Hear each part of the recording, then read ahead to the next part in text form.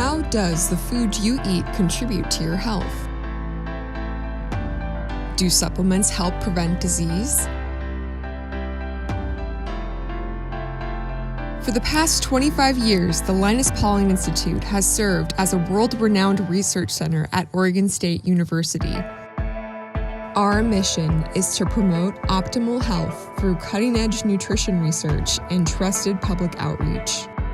We use a synergistic strategy, connecting several scientific fields to bring a better understanding to dietary components and the role that they play in obtaining optimal health. We provide that information to the world, allowing people everywhere to live longer, better lives.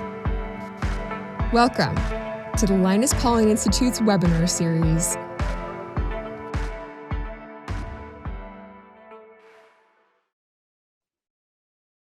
Of course, got to bring myself off mute to welcome everybody to the Linus Pauling Institute's final webcast in our 25th anniversary series. My name is Dr. Alexander Michaels, and I'm a research associate and a communications officer for the Linus Pauling Institute, and I am your host today for today's talk on cancer.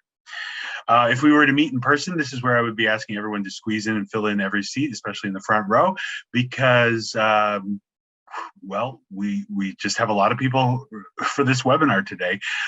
Thank goodness we don't have that problem, because 1,000 people have registered, nearly 1,000 people have registered for today's talk. And I'm glad to see that a few hundred have already made it online today. This is excellent turnout for this event. I'm glad you're able to make it out here today to join us. Today we have the opportunity to hear from Dr. Emily Ho, the director of the Linus Pauling Institute. And at this point, I'm going to ask Dr. Ho to turn on her camera and say hello. Hi, everyone. Looking forward to spending the next hour with you. So I'll give a brief intro to Dr. Ho and then the event today before she gets started. But first, Dr. Ho came to the Oregon State University in 2003 after completing her doctorate in human nutrition at the other OSU, Ohio State University, plus a postdoc at the Children's Hospital Oakland Research Institute, also known as CORI, at UC Berkeley. When she came to Oregon State, she initially joined the faculty of the College of Public Health and Human Sciences, and then quickly became a member of the Linus Pauling Institute, I think almost immediately afterwards. Prior to becoming our director, which just happened last year, she also directed the Moore Family Center for Whole Grain Foods, Nutrition, and Preventative Health. And I think she did that for 8 years, but prior to coming and being our director. Dr. Ho's path to nutrition began when she was an undergraduate student in Ontario, Canada. She's an animal lover, and she always thought she was going to be a veterinarian until she entered a research lab and did a summer research project on nutrition and antioxidants, and eventually just got the nutrition and research bug and never looked back since. Dr. Ho's work can be generally divided into two main buckets. The first one is zinc. She broadly looks at zinc requirements. This has helped the world develop dietary recommendations for zinc, and she's been investigating the role of zinc in the healthy immune system and in cancer prevention. Cancer on both sides of the spectrum, and investigating the requirements of zinc intake as we age. The other side of Dr. Ho's research, actually, I should mention that Dr. Ho gave a webinar last year at about this time called Think Zinc. It was one of the Knowledge Breaks series for the Alumni Association. And if you are interested in hearing more about Dr. Ho's work on zinc, go to our YouTube page and you will see that video and you can hear all about her zinc work. But today we're going to hear about cruciferous vegetables, in particular, cruciferous vegetables and broccoli in particular, and cruciferous vegetables and cancer, and the anti-cancer effects of sulforaphane. Now, I'm not going to talk about that too much because Dr. Ho is going to go into that momentarily. But before I get too far into the actual presentation, I wanted to tell you just how this webinar is going to work today. This is very typical for one of our webinars. After my introduction, Dr. Ho is going to present. She will also have, and this is kind of new for this webinar, a short demonstration on how to sprout your own broccoli seeds or make broccoli sprouts. And then we're going to go into a question and answer session. And I'll talk more about the question and answer session later. But if you do have a question for Dr. Ho on the topic of broccoli or cancer or cruciferous vegetables or sulforaphane, just type it into the Q&A box, which is down below at the bottom of this Zoom window. Don't put it in the chat because we don't look at the chat for questions. That's in just the Q&A section. And of course, we've got a lot of questions that already were submitted at the beginning of this. So we will definitely have some questions to ask Dr. Ho at the end. And so without further ado, I would like to welcome Dr. Ho to the virtual stage and have her start her presentation. Oh, there you go. Your mic's now live. Go. Oh, okay. I don't know. I always have, you'd think by now I would have figured out how to do this, but thank you for the kind of introduction. I'm glad so many people are here with us today. So what we're going to do is hear about why they like to call me the broccoli lady here on campus. I'm going to talk to you a little bit about the science. We're going to do a little bit of the application in terms of how you incorporate some of these compounds from broccoli into your daily lives, and then we'll have some time for some questions. So without further ado, I'm going to get my slide started. All right. Well, I'm really excited to spend the next hour or so with you all talking about one of my favorite vegetables, broccoli, and the power it has in your health, especially against devastating diseases such as cancer. Just as a brief reminder, the mission of the Linus Pauling Institute is to promote optimal health through cutting-edge nutrition research and trusted public outreach. We strive to both discover and enable individuals and communities to tip the balance towards optimal health. I'm really excited to share with you some of my own research today and much of the information that has been enabled by the Linus Pauling Institute. So, why do we care about cancer? Heart disease, cerebrovascular disease like stroke, and cancer are the three leading causes of death in the United States today. Over the last many decades, there have been huge medical advances in each of these diseases. Since the 50s, there's been a huge drop in the number of people dying from heart disease, for example. You can see here close to a 70% decrease since the 50s to 2010 in terms of number of people dying from heart disease. Similarly, when we look at stroke, we can see a similar almost 80% drop in terms of number of deaths from stroke. Over the same time period, what do we see with cancer? We note there isn't that same level of drop with cancer, and this is a problem. We have not seen this equivalent drops in cancer death rates, and my call to you and call to action is, let's start to think about this in a different way, and in particular, let's think more about prevention as a strategy to combat cancer and win the fight potentially against cancer. So to win the fight against cancer, we really need to understand the causes of cancer. And it's interesting, if I ask you, if you smoke 5 packs of cigarettes a day, does that increase your risk for cancer? It doesn't matter what walk of life you come from, your background. Most people have that strong association that smoking a lot increases your risk of cancer. And that's very well established, very well known. If I ask that same question, does what you eat contribute to your cancer or contribute to your risk of cancer? That association isn't nearly as strong in the general population. What's interesting, though, is if you actually look at the data, in the US, perturbations in diet actually contribute to more cases of cancer than does even smoking. And yet, again, that association of what you eat and your cancer risk is not nearly as strong. And I challenge you all to think about that a little bit more. And I'm going to provide a little bit more evidence of this as the talk goes on. So we know that cancer is a genetic disorder. It tends to run in family, and there's sometimes a thought that there's nothing I can do about it, when in fact, there's a lot you can do. Around 40% of cancer cases can be prevented, and diet really does play a major role in this. So when we think about that smoking and diet comparison that I talked about in the previous slide, it isn't quite a fair comparison. Smoking is a single exposure, but when we talk about diet imbalances, there are multiple things that are going on. One, there are components in our diet that may promote cancer.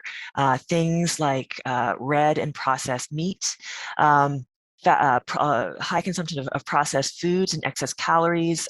Obesity is known to be a strong risk factor for many cancers. And then on the flip side, there are also many foods that the typical American diet may lack that have protective components. We know that things like physical activity, which I'm not going to talk a lot about today, also significantly decreases your risk for cancer. And again, there are many foods that also are protective. Here, this slide points to foods that contain fiber. And I'm going to talk quite a bit about the power, again, of broccoli as a food that could significantly decrease our risk. So when we think about this diet association, again, the typical American diet is not the best diet. We know that approximately 25% of Americans are eating enough fruits and vegetables, getting their 5 to 9 servings of vegetables. That means 75%, so 3 out of 4 people in the United States are not eating enough fruits and vegetables. I've done a lot of work with particular class of vegetables that, again, tends to be one that isn't highly consumed on average. Our vegetables in this brassica family are also called cruciferous vegetables. So these cruciferous vegetables, again, belong to this brassica family. I like to joke in some of my classes that this class of vegetables is also the kids will not eat them vegetable. Frankly, a lot of adults will not eat them either. And the reason why kids and lots of people tend to not like these vegetables as much is they have a characteristic bitter taste. That characteristic taste that's associated with these vegetables like cabbage, cauliflower, broccoli, kale, Brussels sprouts is due to a phytochemical or a plant-derived chemical that's called a glucosinolate. Again, that glucosinolate gives the characteristic bitter taste to these vegetables, but at the same time, these glucosinolates act as precursors to a class of compounds that we and many others have found have cancer-fighting properties. And I'll talk a little bit more about that. So when we think about broccoli, it's a fabulous food. What's good about it? Lots of things. As already mentioned, it tends to be a high fiber food. It also is a low fat food. It contains lots of essential vitamins and minerals, things like folate, which is a B vitamin, antioxidant nutrients. And in addition to these essential nutrients, broccoli also contains several plant-derived chemicals or phytochemicals that also have numerous health benefits. It contains these indole compounds that another fellow researcher at the Linus Pauling Institute, Dr. Dave Williams, studies extensively. It contains chlorophylls, which have also been studied by the Institute in terms of cancer-fighting properties. And I'm going to talk quite a bit more about these glucosinolates. So these glucosinolates are precursors to another class of compound called isothiocyanates that, again, appear to have some strong cancer-fighting properties. So one of the compounds that we study in particular, it seems to be a really great candidate as a cancer fighter is this compound called sulforaphane, and it's an isothiocyanate. So in foods, cruciferous vegetables like broccoli, we find sulforaphane in a precursor form as a glucosinolate, and it's called glucoraphanin here. Glucoraphanin is basically a precursor to sulforaphane. It's the same compound, it just has this glucose that's stuck to it. So to fully realize the cancer-fighting property of sulforaphane, we need to cut off this glucose and release it so it's available to our bodies. Within the plant cell walls, there's a compartment that contains an enzyme called myrosinase. And this enzyme can cut that glucose off and free the sulforaphane very effectively. It's kept in this separate compartment, so it's not released until the cell walls are broken. So when we chew or cut the broccoli, either through, again, regular chewing, if you throw it in a food processor, chew up or cut up the broccoli well, you break down those cell walls, that releases the enzyme. Then that enzyme is able to effectively cut off that glucose and hence release the active form as sulforaphane that's available to us for health benefits. our gut bacteria within our intestines, or our large intestine in particular, also contain this enzyme as well. So if the plant is not able to do it, we have a little bit of a backup system in terms of bacteria. So your gut health will also help determine whether or not we can effectively release the active form. The precursor form, again, is not active and is basically inert in terms of cancer fighting properties. So this step is critical for us to be able to release the sulforaphane for positive benefit. So there are several factors that are going to affect activation of the sulforaphane to its isothiocyanate. So things, again, like chewing, cutting up the broccoli well. I also want to mention cooking is going to have an impact. If you cook your broccoli, you can potentially destroy that enzyme that's in the plant, and hence will not be able to release the sulforaphane or the isothiocyanates. Again, the gut bacteria does act as a bit of a backup, but it will be a little bit dependent on your overall gut health. And two, the enzyme in the bacteria isn't quite as efficient as the one in the plant. Does this mean you should only consume raw broccoli? Not necessarily. Luckily, this enzyme is pretty efficient, so you only need a little bit of the enzyme. So if you do cook your broccoli, one thing that we would recommend in terms of optimizing the release of sulforaphane is, if you do cook it, is to not cook it all the way to mushiness. A 5-minute steam, a light cooking, as long as you still have a little bit of crunch to the broccoli, that means you still have some live cell walls and live enzyme. So you can cook your broccoli, just not totally well. Again, even in cooked broccoli, though, you will be able to release some of the sulforaphane through the gut bacteria. So how does sulforaphane work? So sulforaphane has been studied as a cancer-fighting compound for many, many decades. Some of the early work was done by a researcher from Johns Hopkins University named Dr. Paul Talley, and he made the landmark discovery that sulforaphane was an inducer of a very special transcription factor called NRF2. This transcription factor assists with the induction of antioxidant pathways and detoxification pathways. So sulforaphane ends up being an excellent detoxifier, and I'll talk a little bit more about how that works, shown here. So this is a broccoli. It releases its sulforaphane, as I just mentioned. So NRF2 is bound in the cytosol, bound to an inhibitory unit called KEAP1.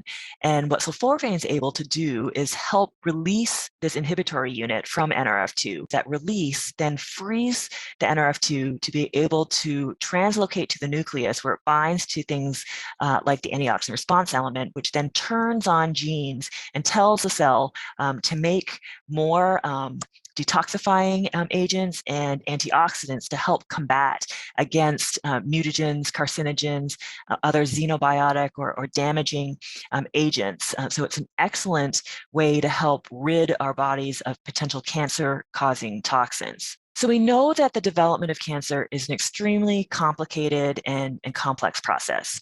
In the classic etiology of cancer, it's thought that cancer starts off with an initiating event where exposure to a carcinogen, a mutagen, causes DNA damage, so physical change to the DNA that, when replicated, causes a change in function in the cell that results in uncontrolled cell proliferation. This eventually can progress into tumor formation that may either be benign or malignant.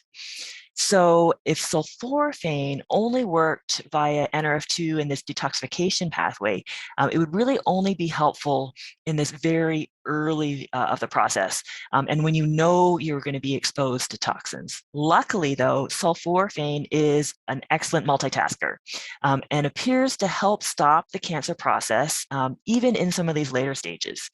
And in particular, one of the things that our lab and other labs have found is that sulforaphane also helps stop the cancer process through a process involving epigenetics. So what is epigenetics? So to contrast genetic versus epigenetic modifications, a genetic modification is a change in in DNA, a physical change in the DNA.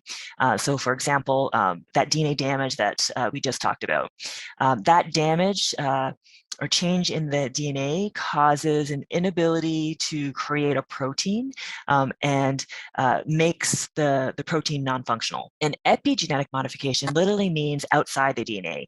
It does not change the DNA sequence directly, but it still changes the way that the gene is expressed and how that protein is made, and still can result in a non-functional protein. Okay, so what does this really mean? So if you think about our DNA, it contains all the information that our cells need to do their job. So it's very much like the library of our cells. It contains all the information, and we need to be able to read that information so our bodies and our cells are able to do the job that they need to. Similar to all the books in the library, we have a lot of DNA, and that DNA needs to be compacted into a small space to be able to be functional within in the cell.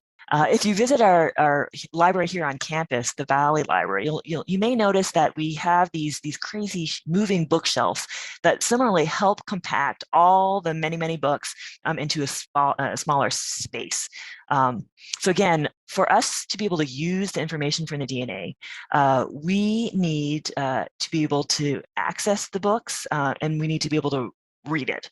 So in the library, what you do is when you need to get your book, you head over to these shelves, you press a button on the shelf, and that will open up the shelf. So then you can go in, get the book, read it, and get the instructions and the information that you need. Our DNA does the same thing. Our DNA is compacted into these proteins called histones that are kind of like these shelves.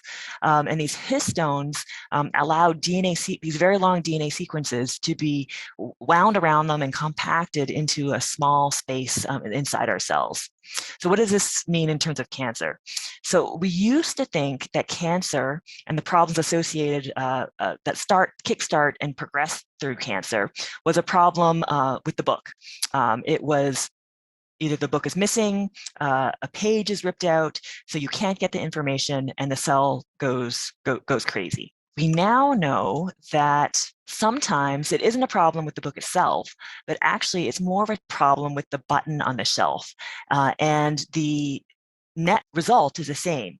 Because that button isn't working, the shelf does not open, the cell can't access the information, misinformation happens, and the cell goes a little bit crazy in terms of cell proliferation and potential cancer progression. This knowledge that epigenetics also plays a role in this dysfunction that leads to cancer has caused a huge paradigm shift in the way that we think about cancer, and importantly about possible prevention and therapeutic strategies. So for example, a DNA mutation or a page that's ripped out of that book is really hard to fix. But epigenetic changes, this button, is something that's fixable. And we and others have found that sulforaphane from broccoli is a great button fixer and has really potentially revolutionized the way that we think about sulforaphane in terms of cancer progression, that it's not just that early stage that it can impact, but later stages as well. In terms of what are these epigenetic alterations, so again, our DNA is tightly wound around these core histone proteins. It's compacted into these nucleosome structures. There are tags that are not physical changes in the DNA on these proteins, such as methylation, phosphorylation, ubiquination, biotinylation, and we've done a lot of work with acetylation. And again, these tags change how the DNA opens and closes and can alter function that is often dysregulated in cancer. There are other forms of epigenetics, such as DNA methylation and non-coding RNAs as well. But again, we've done a lot of work more with the histones, in particular histone deacetylases, and the impact of the sulforaphane compounds on these epigenetic alterations. So what have we seen that happens? When we feed animals that have, in this case, they have a prostate tumor implanted, we feed them high sulforaphane. What we can find is on here we have tumor growth, and you can see in green the animals that were that consumed sulforaphane. They have slower tumor growth compared to the animals that did not get the sulforaphane. You can also show that the sulforaphane is working very effectively as that button fixer. So here we're looking at histone deacetylase activity, which is the enzyme that adds the acetyl group on to those histones that again alter that access and opening and closing of the DNA. And we can show that sulforaphane effectively is able to inhibit that enzyme, again, that button pusher.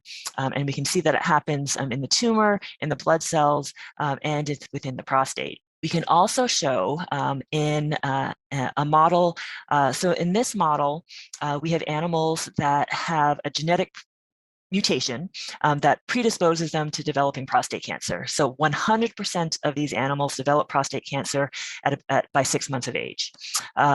We look at tumor scores when we feed the animals a high broccoli diet, and you can see in green the animals that got the broccoli. So we see in the bottom tumor scores. Higher number means worse tumors.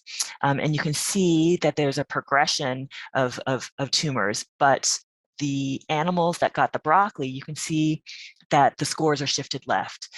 So the animals, so despite having a genetic predisposition, so again, a change that can't be changed, and a high risk for prostate cancer, the broccoli diet was able to slow down the progression of the tumors in this case. So what does this mean in terms of people?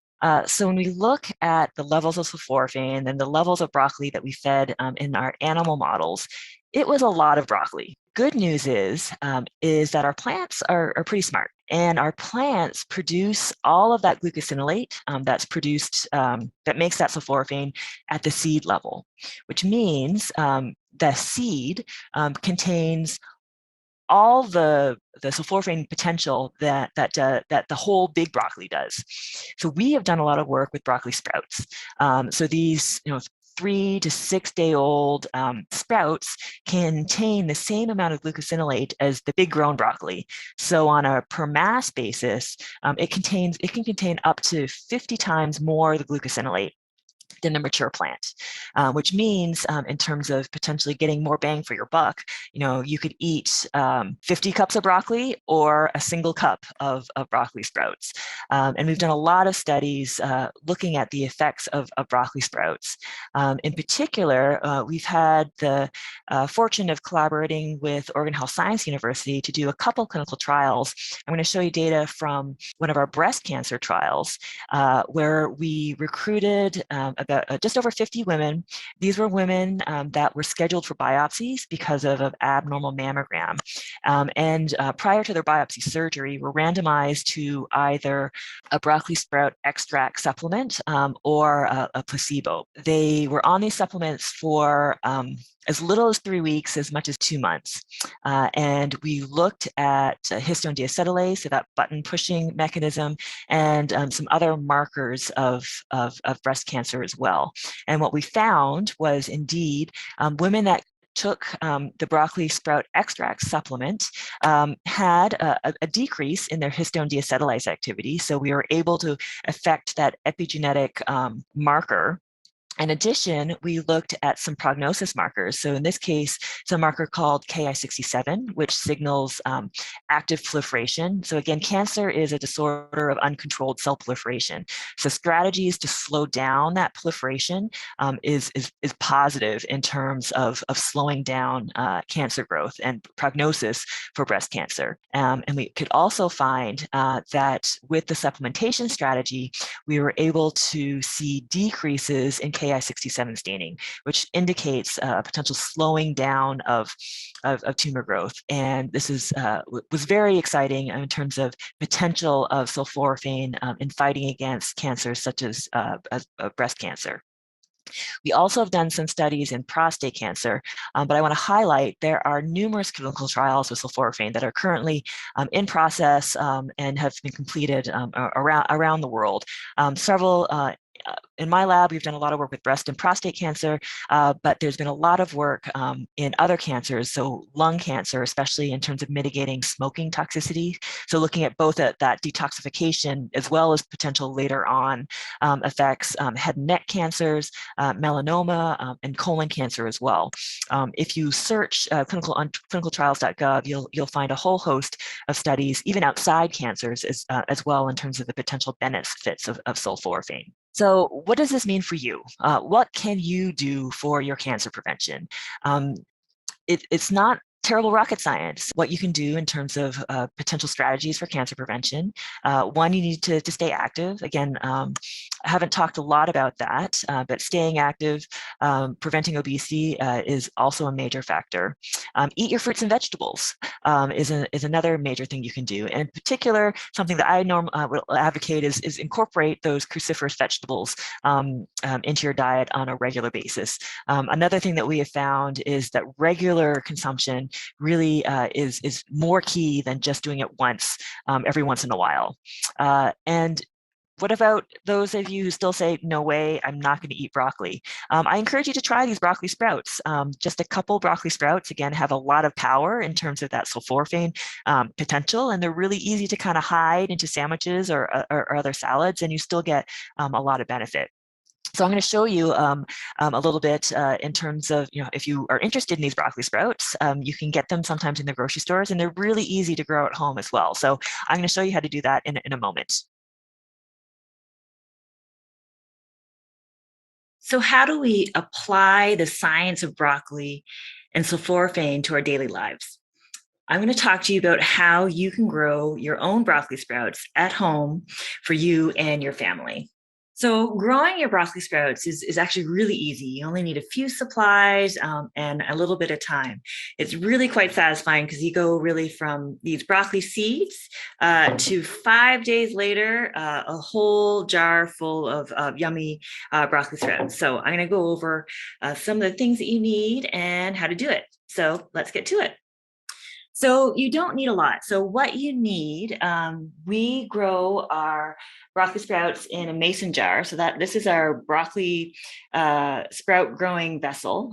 We'll need to fashion a way to drain the water from your growing vessel, and we'll need some broccoli seeds.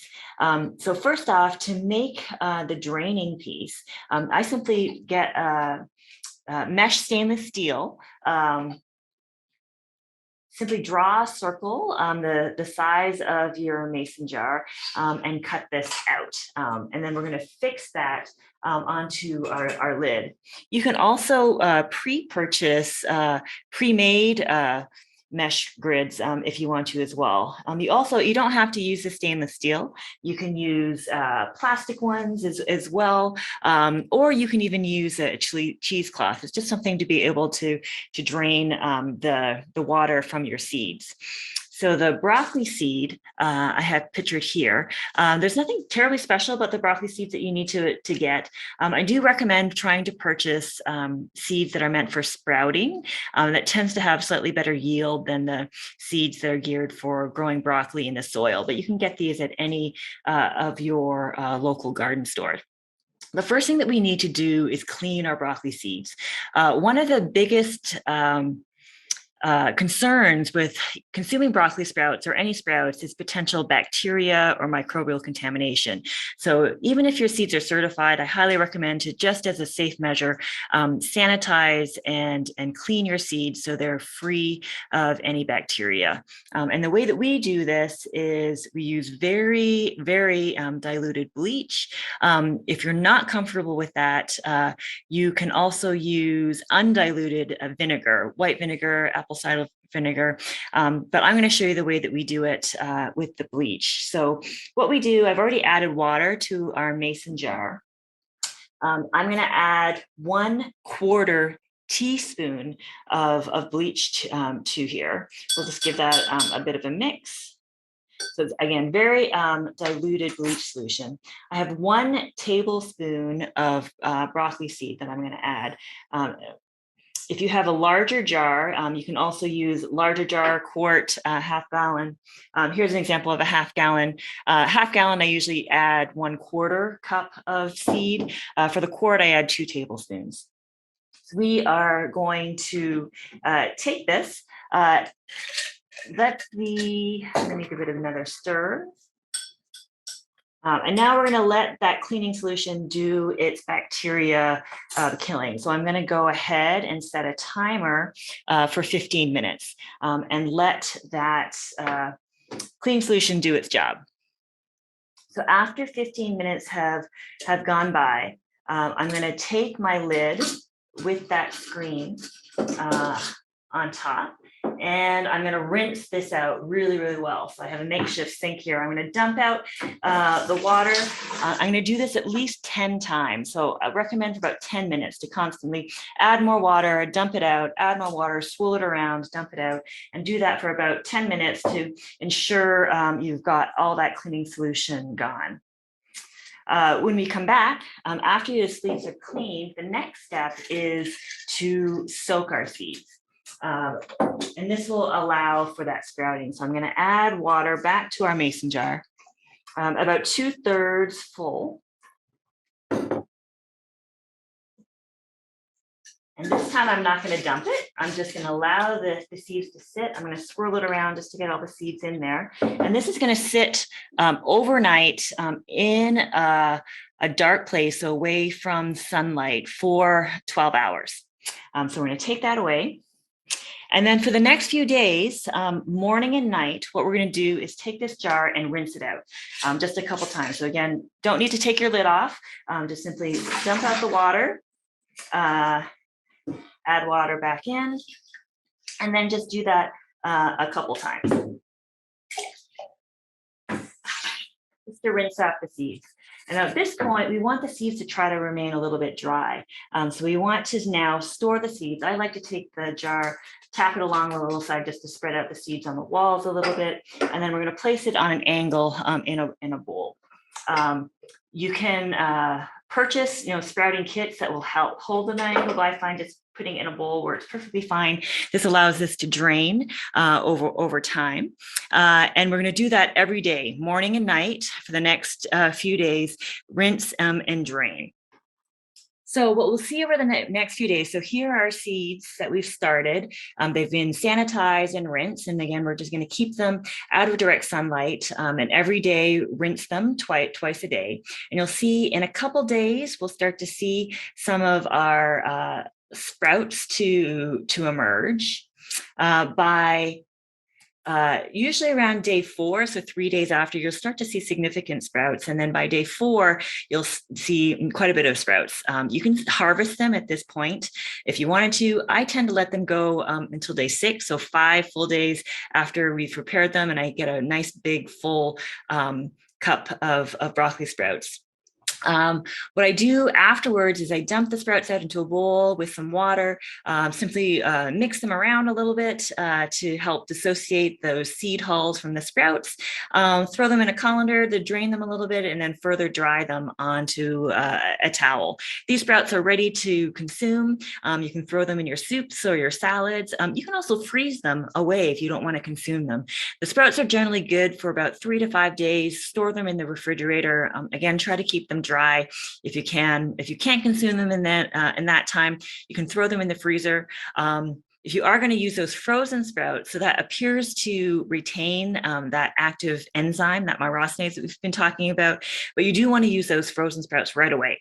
So throw them into your food processor, your blender for a smoothie. Don't allow them to thaw too much, otherwise you'll lose that sulforaphane.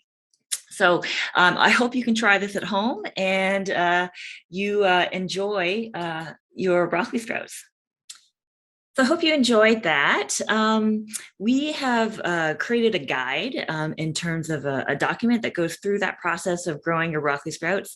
We'll make sure that's available. I'll see if my colleagues can put it in the chat. And then if you, we'll be sending out some emails after the conference as well, and let you know how to get the resources, as well as some of the resources that I shared within the presentation as well. Okay. Well, actually, Emily, I think I just got it up in the chat, so everyone should Great. have access to that, the directions. I did. I'd like to thank you for that presentation and the demonstration. That was all wonderful. I love hearing about this whole fluorophane because it's a really hot topic in cancer and nutrition research at the moment.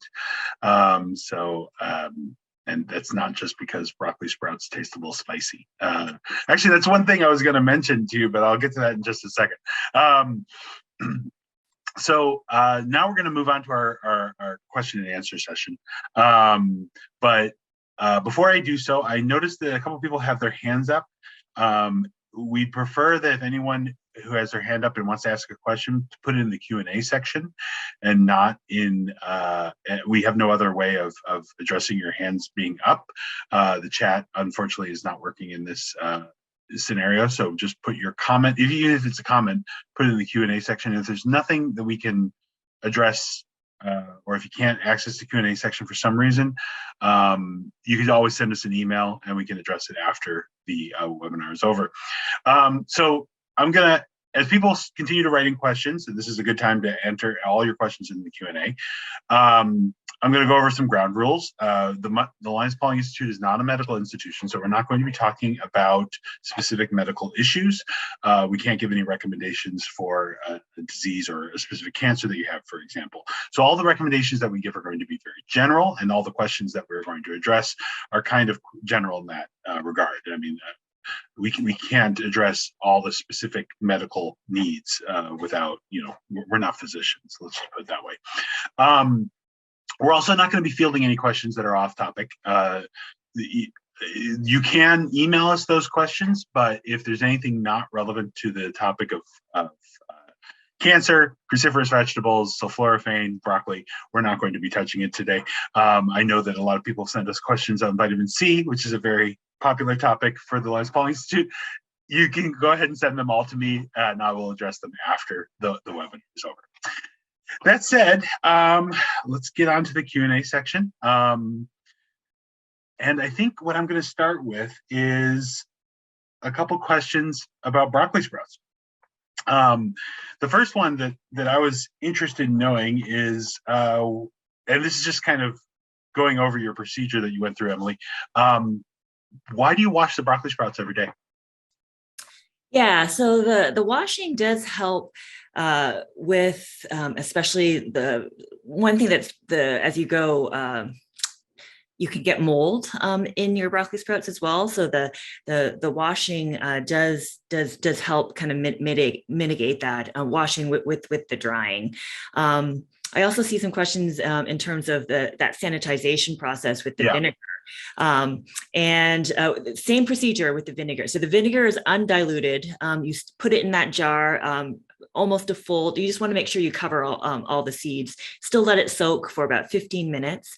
You can go up to 30 minutes with both the bleach solution and the vinegar. I wouldn't go any further than 30 minutes though, because then you may dry out the seeds too much, and drying out the seeds will prohibit some of the growth as well. So I usually aim for 15 minutes, no more than 30.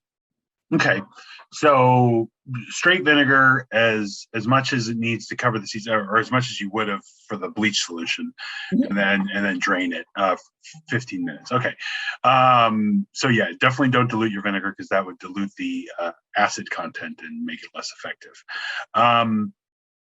So the next question I had about sprouts, and I asked you this before, was do you have to keep them in the dark the whole time, or do you want to get them in some light at some point? Yeah, You can put them out in the light in those last stages. In terms of the kind of the sprouting process and sulforaphane, the light doesn't matter as much. But so what I usually do is keep them out of the in the dark, or at least out of direct sunlight for up to that day 4. Okay. And then once I start to see the sprouts a little more concernedly, I'll bring them out into the light a little bit more, and then that'll help the sprouts turn more green, which the chlorophylls and some of those other green compounds also have some potential health benefits as well. That's a good segue, actually, because I was going to talk about the compounds that you're finding in these sprouts. Well, actually, before I get into that, somebody did ask about other sprouts, like other cruciferous vegetables. Do you know of any health benefits to other sprouts in the same cruciferous vegetable category? Yeah, no, that is a great question. Different types of cruciferous vegetables have different profiles of these glucosinolates. So broccoli just tends to have more of that glucoraphanin, which is that sulforaphane precursor. But there's many other glucosinolates that also have health benefits. So something like if you were wanting to sprout something like watercress, it has another isothiocyanate called phenethyl isothiocyanate, or a precursor to it, that also appears to have some health benefits. Other cruciferous vegetables have those indole compounds as well. Those compounds are also produced in the seed. Unlike glucoraphanin, though, the seed will, the plant will continue to create more the glucoprocessin. So the sprout will also have more concentrated availability of those indoles, but you'll still have the proportion from full grown to sprout is a little bit not as wide with some of the indole compounds. But the other sprouts definitely have other compounds, other glucosinolates, and other nutrients that also are potential benefits. Yeah, so I guess this is a good place to mention that there's a wide variety of isothiocyanates out there. And this is just a class of compounds that have nitrogen, carbon, and sulfur. That's the isothiocyanate group that we're talking about here. Sulforaphane is just one of them. So there was a question on precursor. What is a precursor? If you want to describe that in more simple terms, you talk about glucoraphanin. What does precursor mean, and what are the steps to get to the actual compound you want? So one thing I didn't mention as clearly that sulforaphane, or these isothiocyanates, are actually not that stable. So they react with things pretty readily, so they don't stick around for a long time. So in the plant, the sulforaphane is in a form that's more stable. So it's got a glucose stuck on it that allows the compound to be more stable. So that's the precursor, kind of the building block for the active compound, and it's built in a certain way because it's more stable, but unfortunately it also means it's not reactive. So it doesn't do the health benefit things. So when we consume the plant, again, what we need to do is activate it and get it out of the stable form that actually does something. And that's where that enzyme racemase comes in, where it helps cut off the glucose that now activates the glucosinolate to its active form. But unfortunately, that active form is also not as stable, which is why you need to consume the broccoli fairly soon. So for example, if you made a smoothie with your broccoli sprouts, you would release the enzyme, you would release the sulforaphane, but if you let it sit for many hours, a lot of that sulforaphane may start to react and would not be in its active form any longer. Yeah, I mean, especially when we were working in the laboratory environment, we're working as fast as we can, and usually trying to take steps to minimize that degradation, because it does happen so fast. So faster the better. And that's, I guess, brings you the frozen broccoli sprouts that you mentioned. If you're going to thaw them and use them right away. Eat them right away. Get them in your stomach. Yep. Where at least they'll live for a little longer. So, okay, going to sulforaphane. You mentioned that sulforaphane has some epigenetic effects. You mentioned histone deacetylases in particular. Does it have any other epigenetic effects that are noted, or is it just mostly on the deacetylases? Yeah, so that's a great question. So one, the process of epigenetics is also a complicated process, and all those different modifications that I mentioned, like DNA methylation, all the different histone modifications, non-coding RNA, they kind of talk to each other in terms of regulating that opening and closing of the DNA. So sulforaphane does appear to affect some of these other pathways.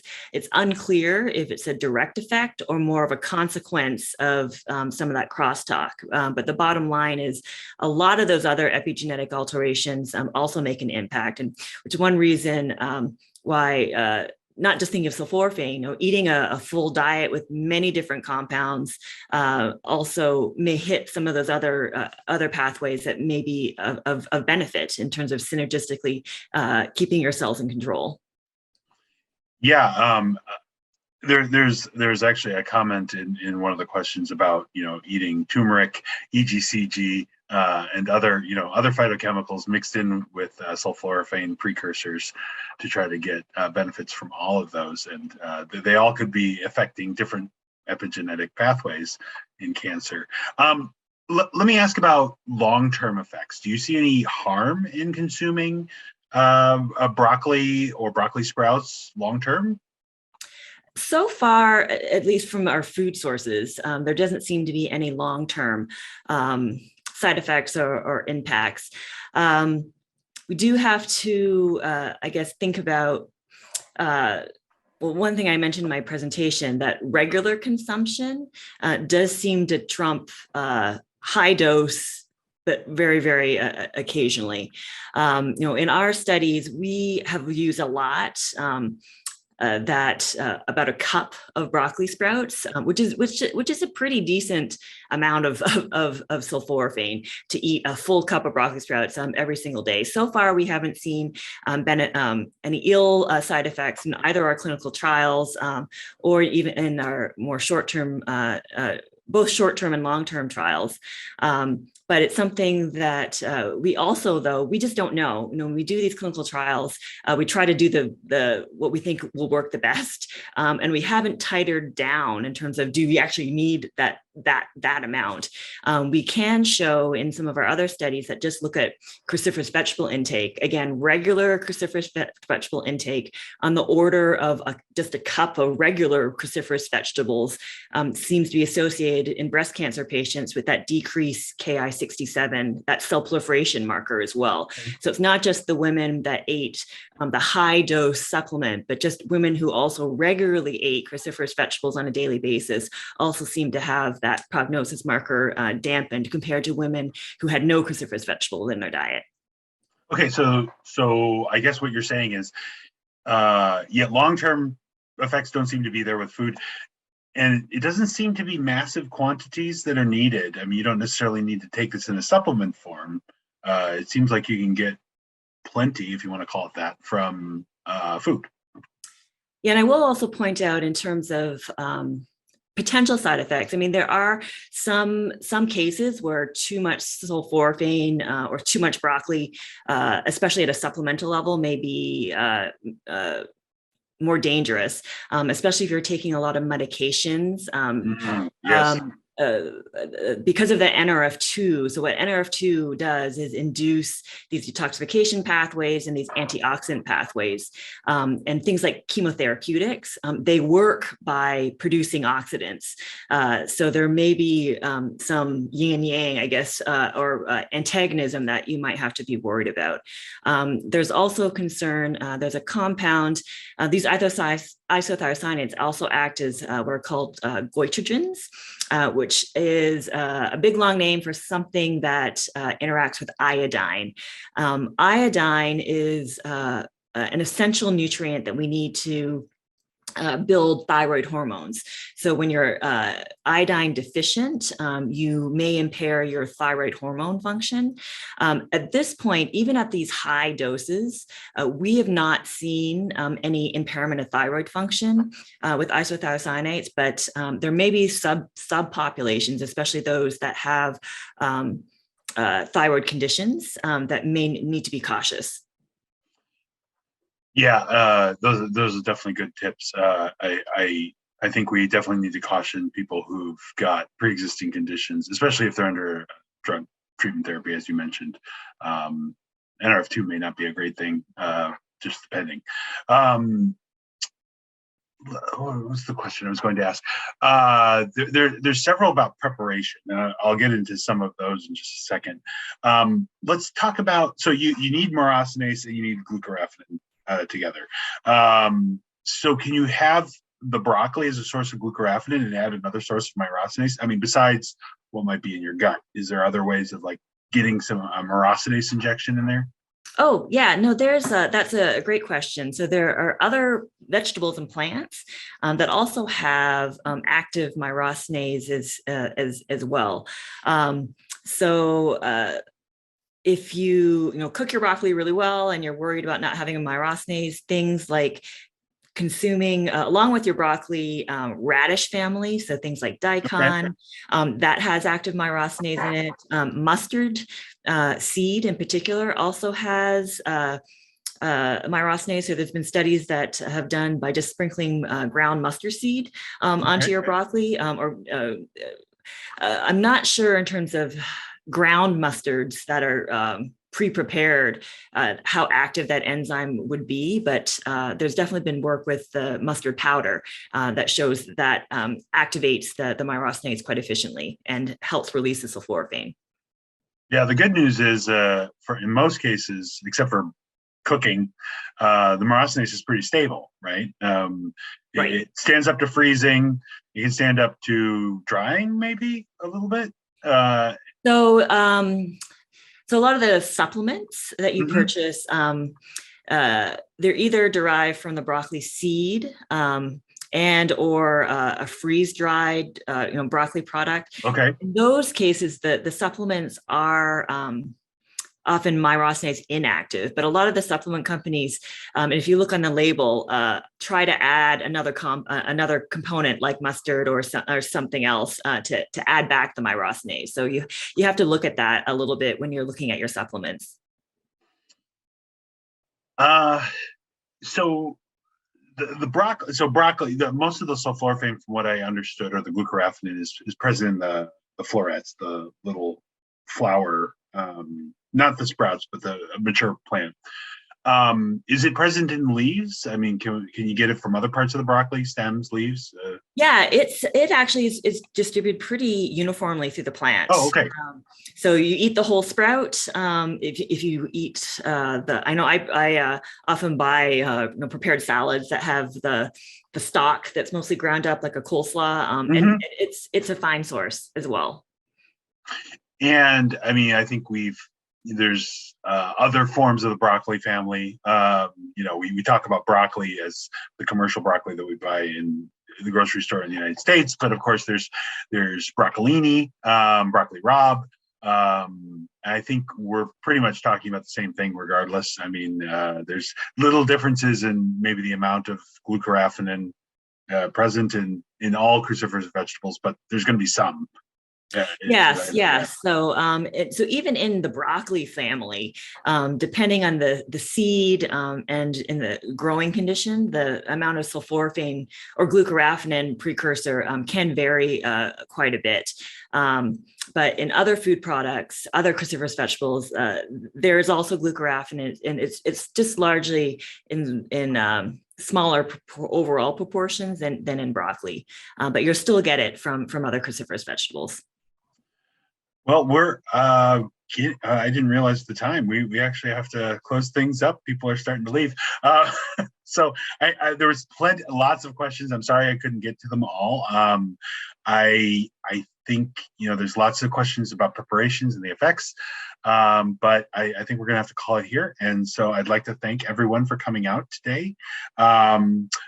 Thank you, Emily, for coming out and talking to us about cancer prevention today. Hopefully, we can bring you back in the future to talk more specifically about your work with sulforaphane. And in that case, I think you'd like to make some final comments to the audience. Yeah, and a lot of the questions that you're asking about the prep will be in that guide. So we'll be sending that out to you. And feel free to contact the LPI for additional questions. But want to thank you all for being here. Want to also just impress on, if you like these type of events, these events are really only possible with generous support of the donors of the Institute. And if you'd like to consider giving, we'll put a link into the chat. Resources are driven to these events, but also the research and our students in the Institute. I also, as a resource, want to point out the Micronutrient Information Center as an amazing source. We have an article specifically on these isothiocyanates that were shared as well. And the Micronutrient Information Center also has lots of different articles on foods like cruciferous vegetables, but other foods as well, like the teas that were also discussed in the chat, and many other health conditions, cancer, heart disease, and many others as well. Last but not least, I want to mention, if you're looking for more things that we're offering, will be Linus Pauling's birthday is coming up on February 28th, and we will be holding Linus Pauling Day events as well. So stay tuned. We don't want to spoil a surprise, but we'll likely be doing something around at least some of the topics on Dr. Pauling's favorite vitamin, vitamin C. So I hope you can join us and stay tuned for more details. So again, last big thank you goes to all of you who took the time to spend with me today. Hope you learned a little bit about cancer, cruciferous vegetables. Hopefully you can run out to your hardware store and get your supplies you need to grow your own broccoli sprouts. All of us at the Institute really appreciate you being here and taking the time to learn more about your health. I know it's ready for my lunch and I'm going to add some broccoli sprouts to my salad. I don't know about you guys. We'll see you again. See you next year. Thanks, Emily. Thanks, everyone. Bye.